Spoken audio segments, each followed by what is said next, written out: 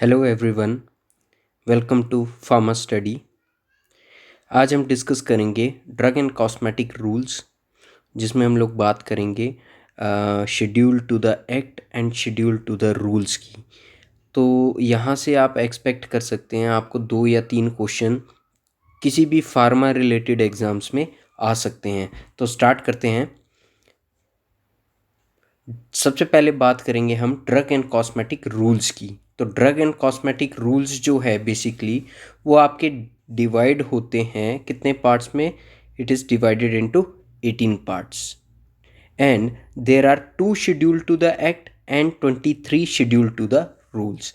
तो आपको इसमें 3 बातें याद रखनी है। जो ड्रग एंड कॉस्मेटिक रूल्स है वो 18 पार्ट्स में डिवाइड हुआ है और उसमें 2 आपके क्या हैं, 2 शेड्यूल्स टू द एक्ट हैं और 23 शेड्यूल टू द रूल्स हैं।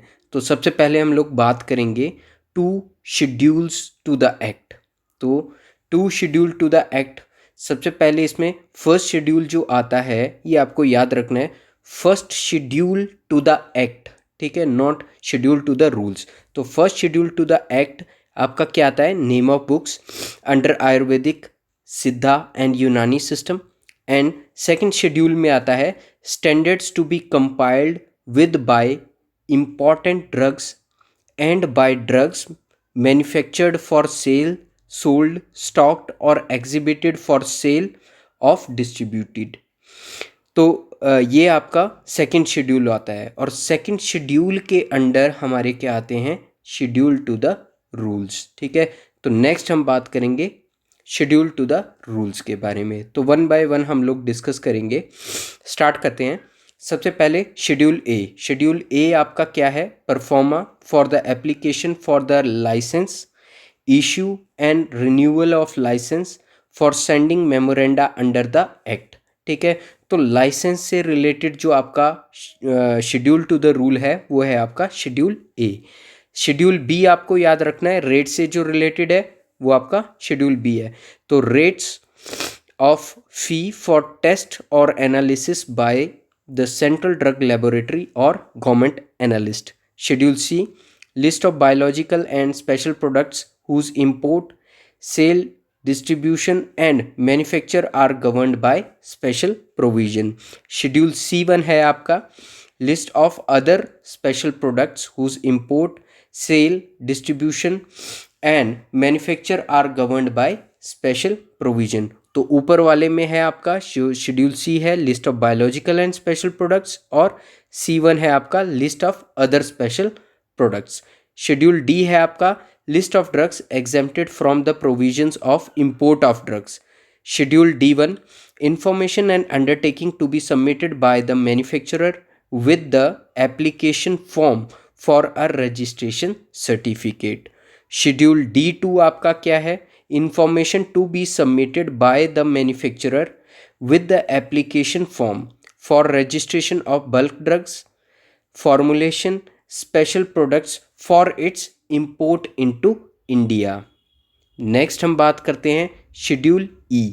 तो शेड्यूल ई आपका क्या है? List of poisonous substances. But ये जो आपका शेड्यूल टू द रूल है इसको ओमिट कर दिया है wide drug and cosmetic amendment 1982। तो 1982 में जो अमेंडमेंट हुई उसमें 3 शेड्यूल आपके एलिमिनेट हुए, schedule E, I and L. ये आपको याद रखना है। शेड्यूल E1 जो है आपका list of poisonous substances under Ayurvedic, Siddha and Unani system.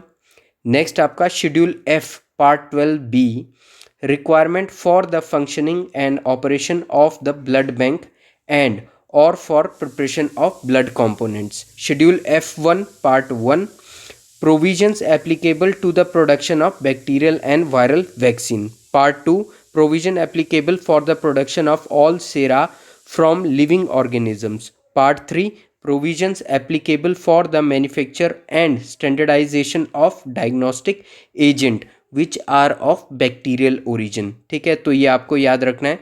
Schedule F1 में पार्ट 1, पार्ट 2 एंड पार्ट 3 हैं। नेक्स्ट आ गया आपका schedule F2। F2 is related to standards for the surgical dressings. F3, standard for the umbilical tape, schedule FF standard for the ophthalmic preparations. Next बात करते हैं schedule जी की। Schedule जी जो है आपका list of substances that are required to be used only under medical supervision and which are to be labelled accordingly. Schedule H list of prescription drugs, और schedule H1 भी आपका लिस्ट ऑफ प्रिस्क्रिप्शन ड्रग्स है जो कि आपका introduce हुआ 30 अगस्त 2013 को और केम into force in 1 March 2014। Schedule H1 में आपकी थर्ड जनरेशन जो एंटीबायोटिक्स हैं, ठीक है, उसको रखा गया है, और जितनी भी ड्रग्स और एंटीबायोटिक्स हैं जो टीबी की ट्रीटमेंट के लिए यूज़ होती हैं उनको भी शेड्यूल H1 में रखा गया है, और स्ट्रिक्ट प्रोविज़न रखे गए हैं under schedule H1। Schedule I particulars as to proportion of poisons in certain cases, लेकिन ये जो शेड्यूल आई है इसको ओमिट कर दिया है। ये ओमिट हुआ था 1982 में। ऑलरेडी मैं आपको बता चुका हूँ EIL को क्या किया था, शेड्यूल EIL 1982 में एलिमिनेट हो गए थे। Next schedule J diseases and ailments which a drug may not purport to prevent or cure. Schedule K drugs exempted from certain provisions relating to the manufacturing of drugs। Schedule L1 ये recently introduce हुआ है। Schedule L1 है आपका related to good laboratory practices, और ये introduce हुआ था 10 नवंबर 2008 में, and it came into force in 1 नवंबर 2010। ठीक है, तो इंट्रोड्यूस हुआ पार्लियामेंट में 10 नवंबर 2008 को, और ये actively all over India implement हुआ 1 नवंबर 2010 में। Next schedule M. Schedule M के बहुत सारे डिफरेंट पार्ट्स हैं, ये आपको याद रखने हैं। तो schedule am good manufacturing practices से रिलेटेड है। तो GMP basically GMP requirements for the factory premises, plant and equipment for the pharmaceutical products. ठीक है, तो शेड्यूल एम के कुछ पार्ट्स हैं। पार्ट 1 क्या है, GMP for premises and material. Part 1A ये आपको याद रखना है। Part 1A specific requirement for manufacture of sterile products parental preparations, जिसमें आपकी सारी प्रिपरेशंस आ गई, small volume injectable, large volume injectable and sterile ophthalmic preparations, ये आती हैं आपकी शेड्यूल एम पार्ट 1A के अंडर। ठीक है, शेड्यूल एम पार्ट 1B में आपकी क्या आती हैं, specific requirements for the manufacture of oral solid dosage forms. ठीक है, तो ओरल सॉलिड डोसेज फॉर्म्स में टैबलेट कैप्सूल्स आ गए। पार्ट 1C में आ गया आपका oral liquids like syrups, elixirs, emulsion, suspension. Part 1D में आपका क्या आ गया, टॉपिकल प्रोडक्ट्स और external products, basically creams, ointment, paste, emulsion, lotion, solutions, dusting powders and identical products. Next part 1E में आपका क्या आता है, meter dose inhaler, specific requirements for the manufacturing of meter dose inhalers. Part 1F में आपका क्या आता है, specific requirement of premises, plants and materials for manufacture of active pharmaceutical ingredients which are called as bulk drugs. ठीक है, तो आपको part 1A याद रखना है, parenteral. Part 1B oral solid dosage form, part 1C oral liquid dosage form, part 1D topical preparation, external preparations, part 1E metre dose inhaler, and part 1F आपका क्या आ गया, specific requirement for the bulk drugs. और schedule M का part 2 है requirement of plant and equipments. Next बात कर लेते हैं schedule M1। Schedule M1 requirement of factory premises for the manufacturing of homeopathic preparation, ये आपको याद रखना है। M2 for cosmetic preparation and M3 for medical devices. तो M1 homeopathic preparation, M2 cosmetic, M3 medical devices. Next आ गया आपका schedule N, list of minimum equipment for efficient running of pharmacy. Schedule O standards of disinfectant fluids.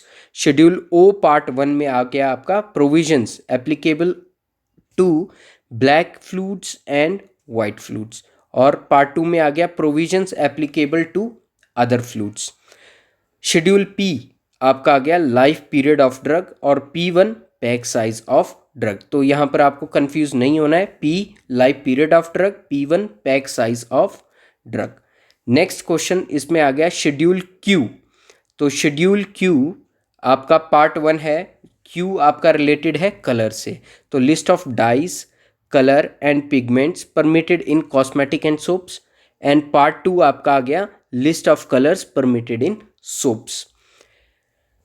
Schedule R आपका आ गया standards for condoms made of rubber latex intended for single use and other mechanical contraceptives. Schedule R1 standards for medical devices. Schedule S standards for cosmetics. Schedule T GMP that is good manufacturing practices for Ayurvedic, Siddha and यूनानी medicine. Schedule T part 1 आपका आ गया GMP, it is related to good manufacturing practices only.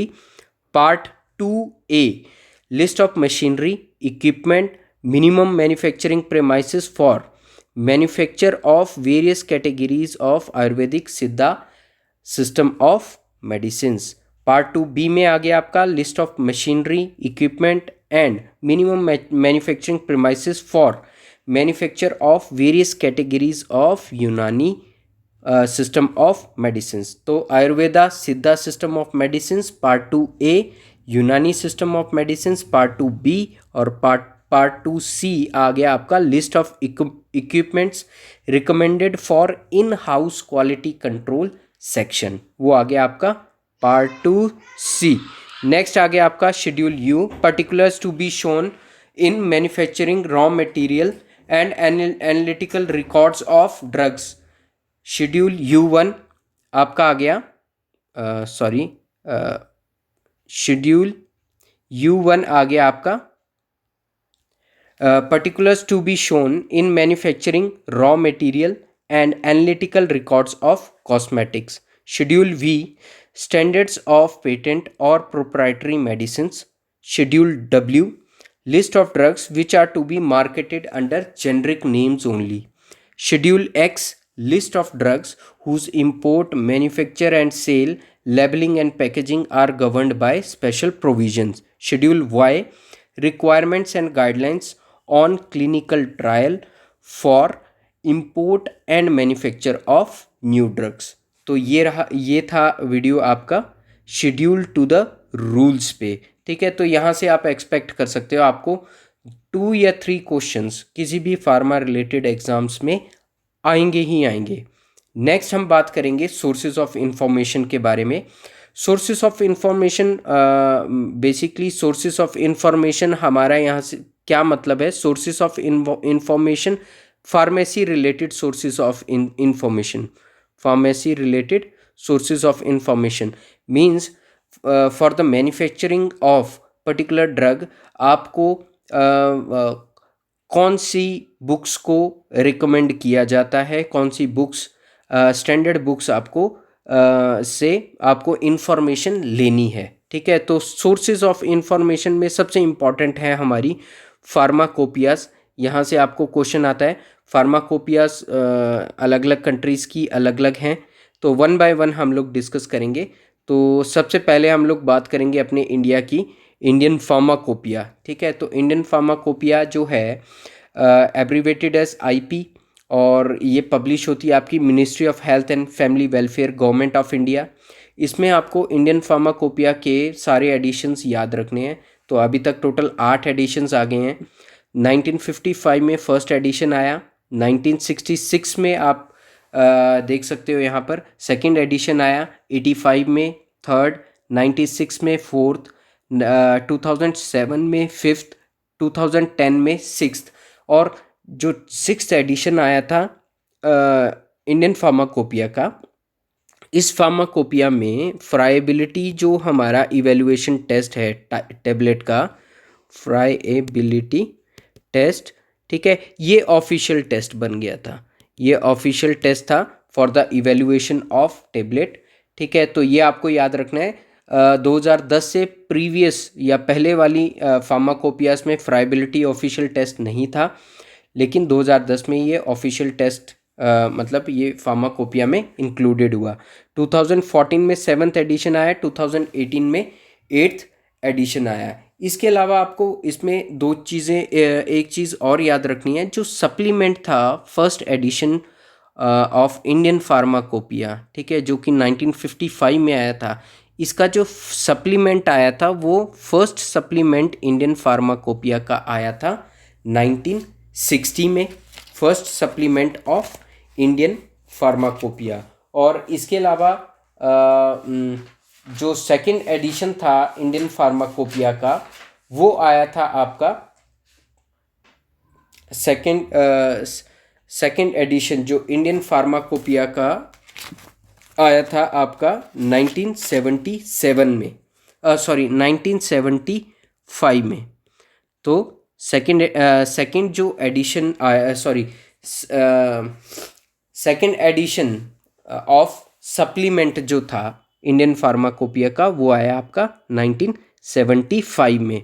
ठीक है, तो first supplement 1960, बस इतना ही याद रखना है, और सेकंड 1975 में जो सप्लीमेंट आया था इंडियन फार्माकोपिया का। नेक्स्ट बात करते हैं ब्रिटिश फार्माकोपिया। ब्रिटिश फार्माकोपिया आपका 1864 में फर्स्ट एडिशन आया। इसके बाद British pharmaceutical codex, British pharmacopoeia HMSO books London, यहाँ से पब्लिश होता है। 1864 में फर्स्ट एडिशन आया। British pharmaceutical codex BPC, abbreviated as BPC, ये आपका प्रिपेयर होता है, it is prepared by pharmaceutical society and published by pharmaceutical press. 1907 में इसका फर्स्ट एडिशन आया। Fourth, British national formulary. British national formulary जो है आपका, ये जॉइंट पब्लिकेशन है किसकी, British medical association and royal pharmaceutical society of great Britain. तो 1949 में इसका फर्स्ट एडिशन आया। अब यहाँ पर आपको फार्माकोपिया पर ध्यान देना है। इंडियन फार्माकोपिया और ब्रिटिश फार्माकोपिया का स्पेलिंग में COPOEIA ये है। ठीक है, ब्रिटिश में भी क्या है, PHARMACOPOEIA है। लेकिन नेक्स्ट हम बात करेंगे किसकी, यूनाइटेड स्टेट फार्माकोपिया की। तो इस यहाँ पर आपको स्पेलिंग का ध्यान रखना है। तो यूनाइटेड स्टेट फार्माकोपिया PHARMACOPEIA। ठीक है, तो कभी कभी आपको इस तरह से भी क्वेश्चन आ सकता है, फुल फॉर्म ऑफ USP। ठीक है, तो यूजुअली हम लोग याद रखते हैं फार्मा COPOEIA, लेकिन USA की स्पेलिंग क्या है फार्माकोपिया की, फार्मा COPEIA। और USP आपका पब्लिश होता है USP convention Inc, Rockville, Maryland, USA। 1820 में इसका फर्स्ट एडिशन आया। नेक्स्ट, US नेशनल फार्मूलरी, ये भी आपका पब्लिश होता है USP convention Inc, Rockville, Maryland, USA। और 1888 में इसका फर्स्ट एडिशन आया। सेवंथ है आपका एक्स्ट्रा फार्माकोपिया। एक्स्ट्रा फार्माकोपिया को मार्टिनडेल इंडेक्स भी बोलते हैं, और ये पब्लिश की थी सबसे पहले विलियम मार्टिनडेल ने। 1883 में फर्स्ट एडिशन आया था। Next, European pharmacopoeia auspicious of council of Europe, यहाँ से पब्लिश होती है। 1969 में इसका फर्स्ट एडिशन आया था। इसके बाद international pharmacopoeia, world health organization इसको पब्लिश करता है, और 1951 में इसका फर्स्ट एडिशन आया था वॉल्यूम 1 का, और 1955 में वॉल्यूम 2 का एडिशन आया था। Next, national फार्मूलरी of India, NFI से इसको एब्रीवेट किया जाता है, और ये पब्लिश होती है ministry of health and family welfare, government of India. और इसका 1960 में फर्स्ट एडिशन आया। सेकंड एडिशन 1966 में आया। 79 में थर्ड एडिशन आया।